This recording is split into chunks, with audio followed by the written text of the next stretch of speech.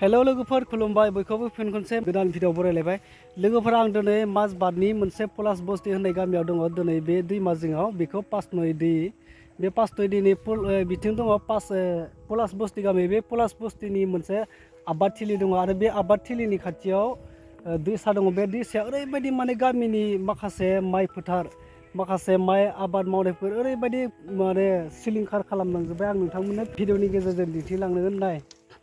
आं नोंथांमोननो बे दिन्थिलांगासिनो ओरैबायदि माने बेयाव ओरैबायदि खस्थ' खालामनानै जाय रायजो राजाफ्रा दिनै खस्थ'नि गेजेरजों माखासे माइ आबादखौ दिहुनो बे माइ आबादफोरखौ ओरैबायदि माने जालांगासिनो खुरखानानै बेयाव गासैबो 3 बिगासो बेयाव हा दंमोन बेयाव गासैबो जेसांखिनि बे दै नुदोंना बे दैयाव माने 3 बिगासो हा दंमोन आरो बे 3 बिगाखौ जायै नै दिनै बे सिख्लाबसेल'सै आरो ससेब्लाबानो बिथिं लामा दङ बे लामाखौ मोनहैथारसिगोन आं लोगोसे बेयाव गामिनि बे पलासबस्ति गामिनि माखासे रायजोफोर दं बे रायजोफोरनि गेजेराव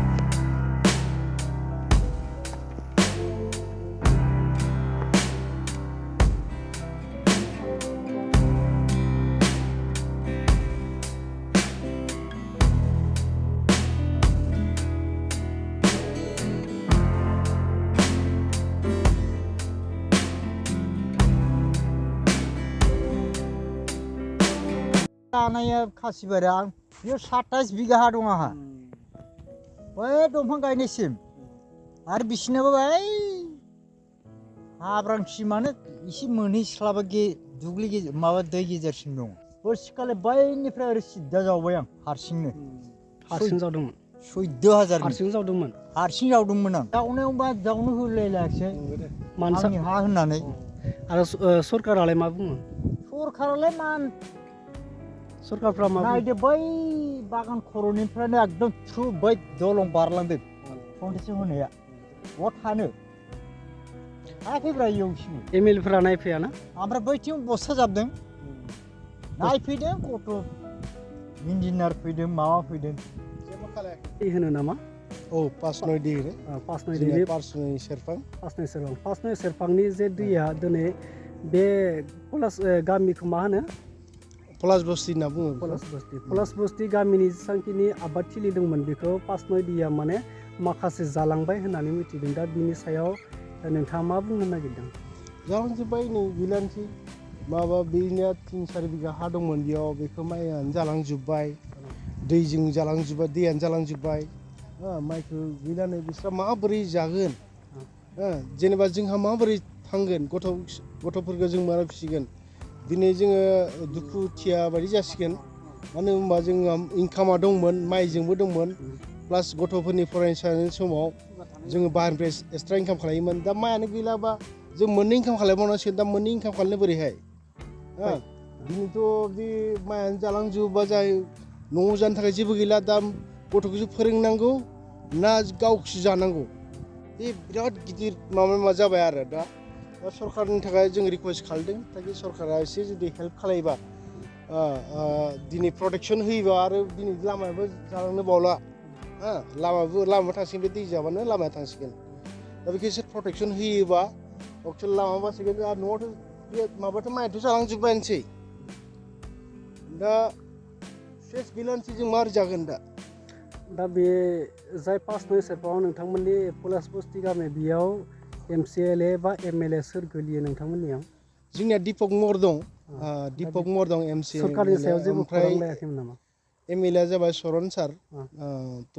रिकुवेस्ट खालायो अलप एसे फैनानै नायफैदो बेखौ एसे प्रटेक्सन होफैदो बा न'खर जोंनि दुखुथिया न'खरखौ एसे नायफैदो ताकि एसे फाइनान्सियेल होयोबा ताकि जोङो एसे राहाय मोनगोन बे हिसाबै जों रिकुवेस्ट खालामो बिनिथ' जालांजोब्बायानो गैलानो बिराद दै दंमोन माबा हा दंमोन बेयाव बेखिनियाव बैसिम दंमोन हायानो सेस जालांजोब्बाय माइ गायनायानो जालांजोब्बाय दा जों बोरै न'खरखौ सालायनो हागोन दुखु जाना बिराद दङ दा दुखु जाना दङ थ' एसे जुदि सरकारा हेल्प होयोबा बा नायोबा गामियाबो रैखाथि जागोन प्लास आरो न'खराबो जोंबो एसे हेल्प मोनगोन होननानै जों आसा खालायो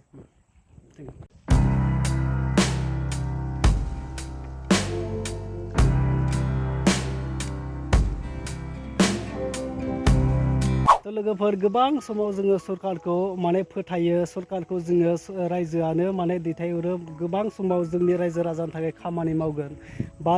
जोंनि रायजो राजानि जे खैफोद समाव जोंखौ बासायगोन होननानै जों सरकारखौ गोबां फोथायनानै दिनै सरकारखौ जोङो दैथायहरो आरो सरकारनो जों नांगौ बायदि भट होयो नाथाय जेब्ला रायजो राजानि खैफोद जायोना नाय लोगोफोर जेथिया रायजो राजानि थाखाय खैफोद जायो अब्ला सोरखारा माने ओरैबायदि हाबसोनानै थायो आरो बेफोरबायदिखौ माने नायस'नो रोङा लोगोफोर आं नोंथांमोननो नोंथांमोनखौ खावलायदों बे भिडिअखौ हाजासे नोंथांमोना शेयार